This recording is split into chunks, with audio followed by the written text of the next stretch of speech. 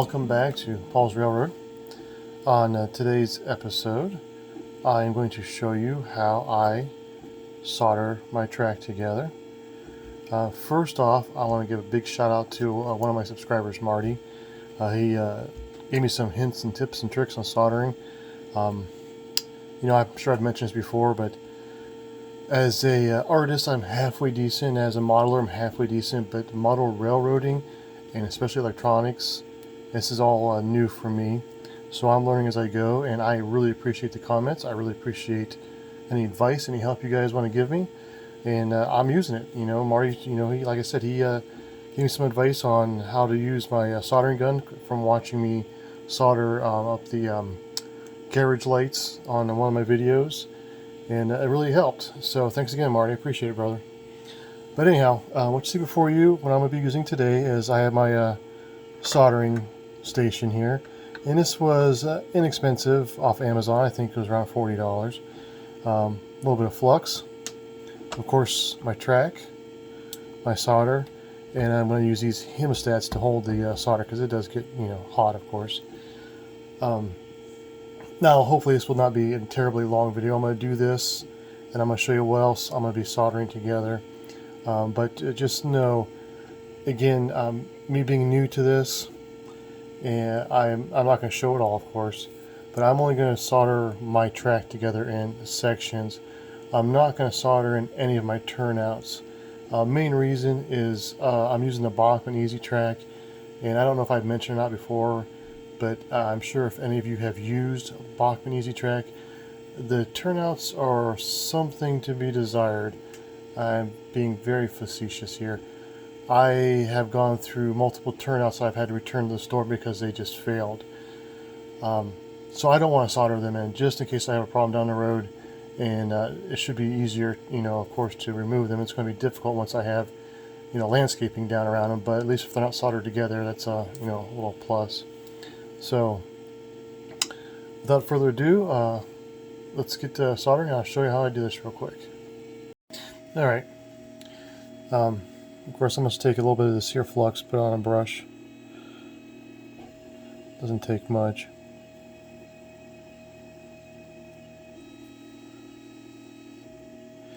And I know that this may not be the correct flux. I haven't actually gone and bought the good stuff yet. This is just some benzomatic flux for actually putting together copper pipes, but it's what I have, so that's what I'm going to use. So anyways,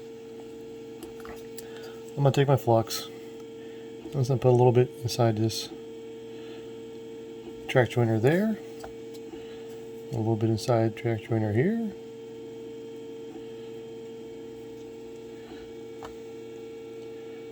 Get these tracks together and make sure they are flush, because once this is done, right? And of course, just a little bit on the outside.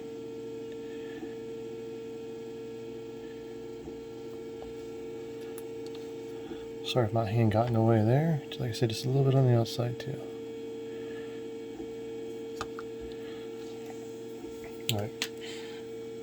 Now when you are soldering your track together, and again, there's hundreds of videos on YouTube out there about this, but if you guys ever watched my introductory video, I told you I'm showing everything. This is my whole process, so here we are. Anyhow, you only want to solder the outside of the rails. You do not want to solder the inside of the rails because of the flanges on your locomotives. You get solder in there, and of course the flanges are going to hit, and you're going to have a derailment situation or just a really rough riding locomotive and a lot of cleanup to do. Okay, another point I want to bring up here. This soldering station I have came with multiple tips. The tip that was on it was just your regular, well, I have it right here. Just your regular old, I guess, pointy tip. As you can see, maybe if it focuses, I think I burned this tip. I think I heated this soldering iron up way too hot, and I was having issues getting the solder to melt at the tip. So what I did, I changed it, and I changed it to this flat tip. And actually this seems to work really well, because all I have to do, And being this is all plastic, you gotta be real careful. Just kind of get that in there and let it heat up this track a little bit.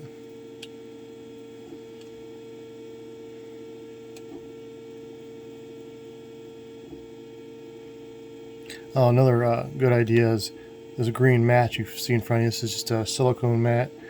It's pretty grippy, so it's good to have that because, you know, plastic on anything smooth surface, you're just going to be pushing around and chasing it.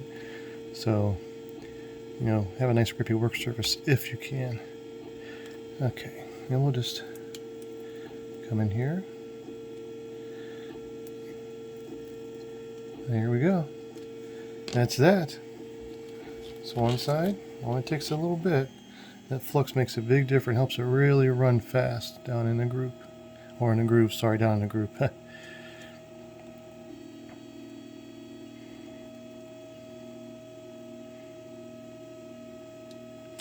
Again, just heating this rail up and the rail joiner up.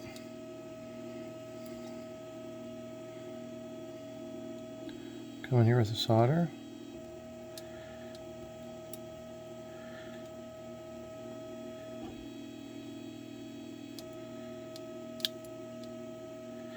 And that's it.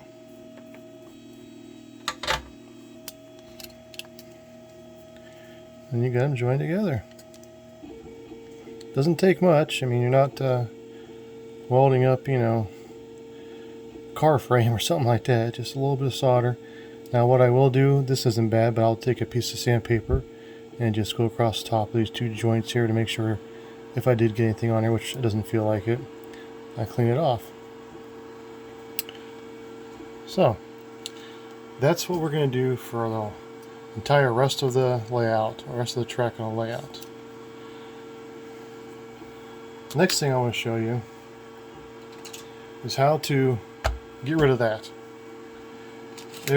Most of us started out buying, you know, ready to run railroad kits that came with track, and they all have this re-railer slash, you know, power supply where you plug your power supply in, and that looks so not realistic. So what I have done, I'll show you here. This is actually the connecting wire.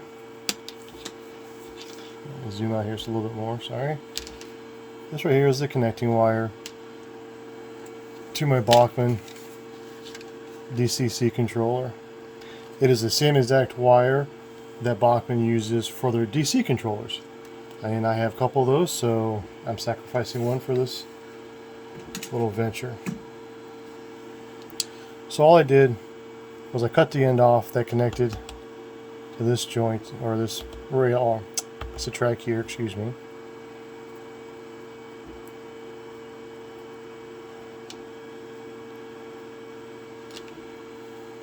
All I'm going to do is take a pin vise, and I decided I wanted to use it on a curved piece of track. That way I can hide it either in a mountain or on a, you know, towards the back of the layout if I wanted to. And I'm going to do it right in the center.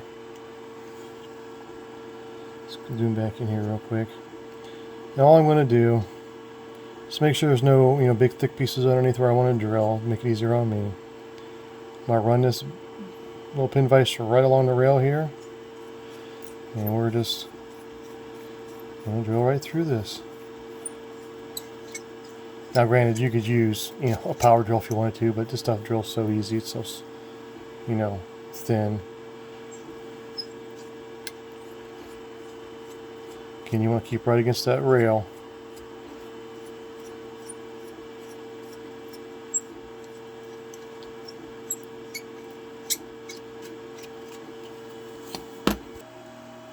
So I'll be back in just a jiff.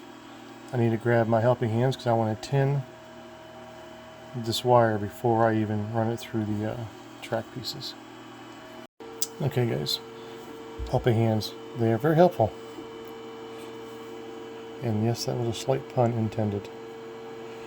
Alright, I'm just going to run a little bit of flux on this.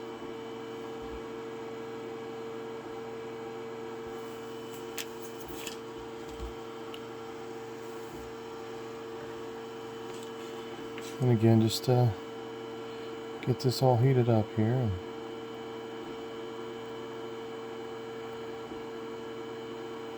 I do believe this is where I struggle the most, doing it right here.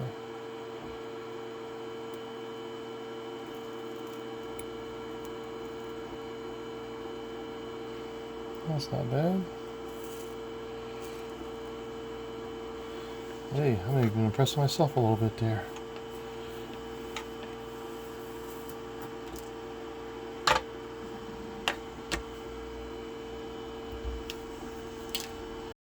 Okay, folks. Of course, just run the wires up through the holes. What I want to do, however, is let's just straighten these out. I don't like that. Is I'm gonna run not just a wire through the hole. I'm gonna push up the plastic or the wire coating up through there too, if I can. I don't want to go up all the way up through there, just want to get the exposed wire protected from the bottom of the track. Alright. Now what I'm going to do is to give me a little extra help, I'll just take a piece of masking tape. Tape that down real good. Help hold that in place so I'm not fighting with it.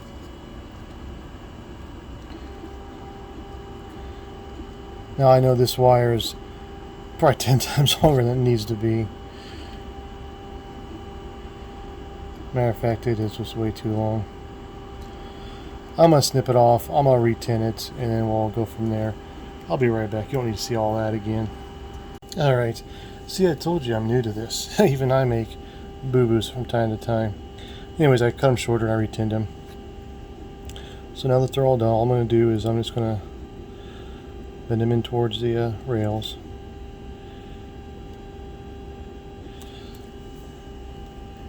This is also where a good little pair of tweezers comes in handy.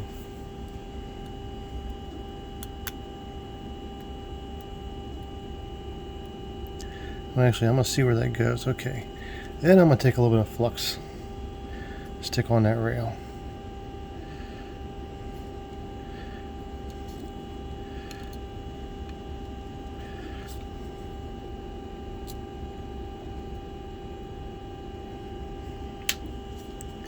Then we'll try this again. Now I definitely seem to have enough solder on that piece of wire by itself. I might be able to just melt it right to that rail. Let's give that a try.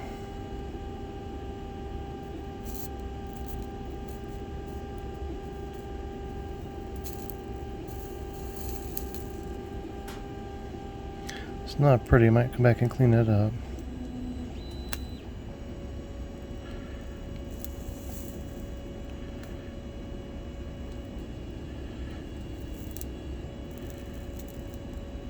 Same with that side. But you know, they're down for a moment. That helps out immensely. Okay, it's very simple. I got these kind of tacked down with the solder that was on the wires themselves. And it would probably work, and I'm probably doing overkill here. But I just want to come in here. Just make sure I got it.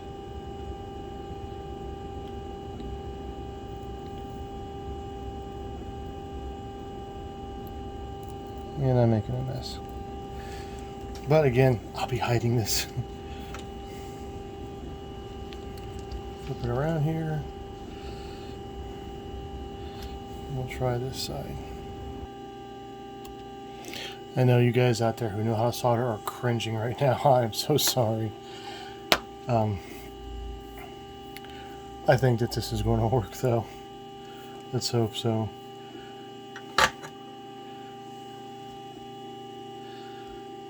But anyhow, that is all I have for today. I got all the other track left to solder up, and hopefully by the time I'm done soldering the track, I will be much better than I currently am. But as I said, I just wanted to show you guys, you know, my learning process. You know, show you guys that anybody can do this. Even a big dum-dum like me, I can do it too. I know anybody can. Thanks again for watching.